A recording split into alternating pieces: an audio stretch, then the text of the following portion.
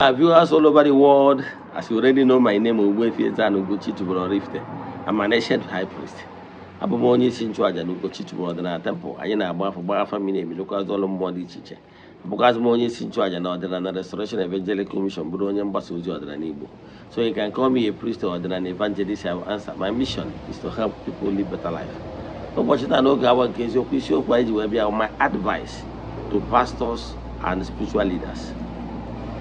I don't know a pastor, or a spiritual leader from any denomination. I will advise you, I'm here. This message is for you. Especially when a minister, one altar, a priest, in the superintendent. Now, mana, members begido hadaba, Bianso, only him Makawala. Especially nearby a traditionalist. Yes, Bianso.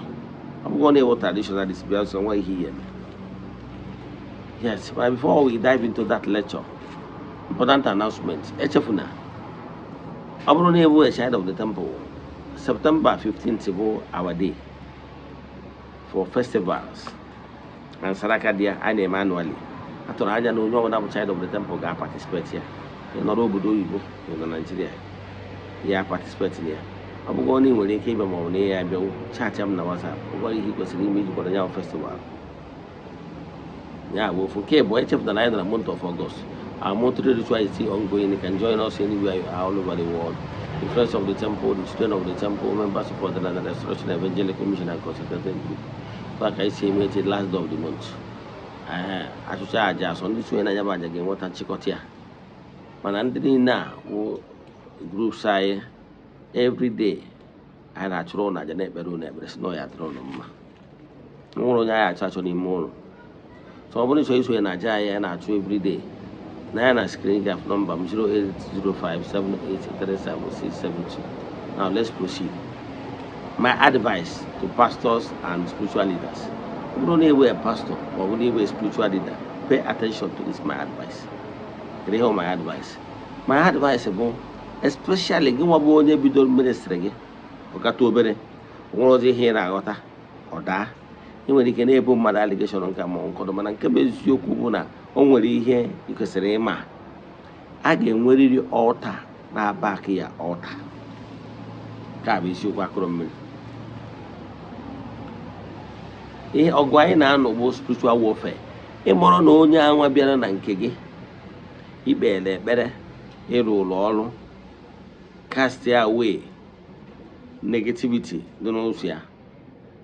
Tear obochi between Onyawa na Ajo Mo Nany and so. Onyawa in Napotalo can Nikumakia. A morono Omonda ni those familiar spirits will come and fight you. Kadifa Haga fight the Eben Kotagi. Haga buy a foundation mba. Haga make sure na foundation collapse so that you could say enough to the mother. In what idea? Come closer. Go up on your fasting. Their mountain. May any need money any Canada for what you can't even recognize where you got it wrong. Abanankete. So don't fold hands, send out all the normal. In a nanya, members are going to diminish. In a nanya, putting in that crumble. On our crumble, pay attention. Attention, you get me, no one he was in man. Attention, you get pay, no one he was in man, comes from Moses. Attention, here, my neighbors, the English new altar, can I back here altar. Especially on one the Christian was there better say that's what him Marona keep to be in well ta was in a bend negotiating on yeah but if those great men of God go and follow their route you got food no more on your melodibia and their lineage either from the paternal side or from the maternal side so no more one did a bend nagim or you couldn't negate alone. I'm going to show you no agreement is agreement. ọ bụgoro na ị chọrọ ịrụ n'ụka na ije ozi gị, bịa mmenyere gị aka gwa gị etu ị ga-esi wee mee. Gị na ndị otu ga-akpa akpa, gị na agwụ na mmụọ kụrụ ọrụ akpa akpa etu ị ga-esi na-esetụrụ ha. Ọ bụgoro na ị chọrọ, mana ihe ya ama amụ na ịma na-ekwutọkwa ọdịnala, ịma na-ekwutọrọ utu gị, maka na ịma awụ nkịta hand that bites the hand na-efe di ya. Mana ofu ihe ka ị ga na-eme, ị nwere ike nọrọ n'mmiri eme n'ụdị na-ewu kristian, mana ihe ị ga-amazi na onside na ị ga na-echukwa ha. Ịnọ that altar which you belong ga na-achụrụ gị aja ihe mmee, na-achụrụ gị aja dị iche iche iji wee na-echukwa ya fosisi aha ka ha wee ka na-akwụdoro gị. Maka na-ekere nwaanyị na-agwa akịrịka adịghị akwụta ọzọ. Ọ bụrụ na akpọrọ gị ọrụ, mana na mmụọ kpọrọ gị ọrụ si n'ikwu nne gị ma ikwu nna gị, and that mmụọ a nwere ike ọ bụrụ mmụọ a na-enye ihe mmee. O nwere mgbe ataki ga-abịaba, ọ bụrụ na ihe dị ndụ ka ị ga-eji gbuo onwe gị onwe nye ya ihe dị ndụ wee gburu onwe gị, ka ị ghara ịgba akpụ nkorobịa na nnapụ bughalụ. Ọtụtụ n'ime unu na-eme deliverance, ị na-eme exorcism, na-anapụta ndị ekere agbụ, ka ị ghara ịnapụta mmadụ manya onwe gị. Onye agbata na o nwere ike onye ị na-achọ ịnapụta, ọ bụrụ na mmụọ na-anaghị ihe mmee, ị bịa napụta onye anwa, kere onye ga-akwụzi ụgwọ ihe mmee anwa deprive mmụọ ahụ from get it from that person. So ịfụ na mmụọ a ga-ebido gbawa ụgwọ na ihe mmee. Onye ka m ji asị gị, mana ọ bụrụ na esonye na tempụl anyị nyere gị aka na-achụrụ gị ụmụ aja ndị a,